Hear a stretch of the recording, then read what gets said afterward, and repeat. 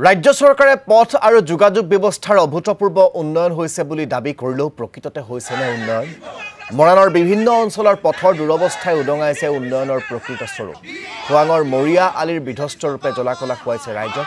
খোৱাং আজৰাগুৰিৰ পৰা শিলপুটা সংযোগী মৰিয়া আলিৰ বিভিন্ন স্থানত সৃষ্টি হৈছে পুখুৰী সদৃশ গাঁত, যাৰ ফলত যাতায়াতৰ ক্ষেত্ৰত চৰম সমস্যাৰ সৃষ্টি হোৱাৰ উপৰিও দুৰ্ঘটনাত পতিত হৈছে বহু লোক। চলিত বৰ্ষৰ 14 ফেব্ৰুৱাৰীত লোক নিৰ্মাণ বিভাগৰ অধীনত প্ৰধানমন্ত্ৰী গ্ৰাম সড়ক যোজনাৰ জৰিয়তে 3,40,34,814 টকা পুঁজিৰে পথটো নিৰ্মাণৰ বাবে আধাৰশিলা স্থাপন কৰে বিধায়ক চক্ৰধৰ গগৈ।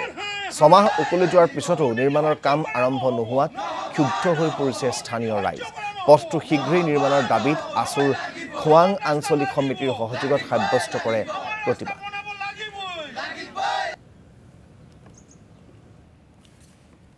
খোৱাং অঞ্চলৰ যি হালধিবাৰী পথ, এই পথটো আপোনাৰ শিলপুটা যি সংযোগী হৈছে, এই সংযোগী পথটো আজি ইমান দিনৰ পৰা বেয়া হৈ আছে। ইয়াত আপুনি খাল বুলি ক'লে বেয়া হ'ব, এটা দ পুখুৰী সদৃশ এটা আপোনাৰ গাঁত সৃষ্টি হৈ গৈছে।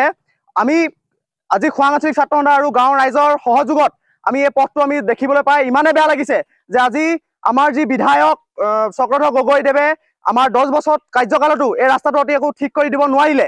আমি তেওঁ গৰিহণা যোগাইছো, চৰকাৰক দাবী জনাইছো আৰু মই সংবাদ মাধ্যমৰ যোগেদি মই এটা দাবী জনাইছো। ৰামেশ্বৰ তাৰী ডাঙৰীয়া বৰ্তমান সাংসদ, ৰাজ্যসভাৰ সাংসদ, প্ৰাক্তন 10 বছৰ তেওঁ লোকসভাৰ সাংসদ।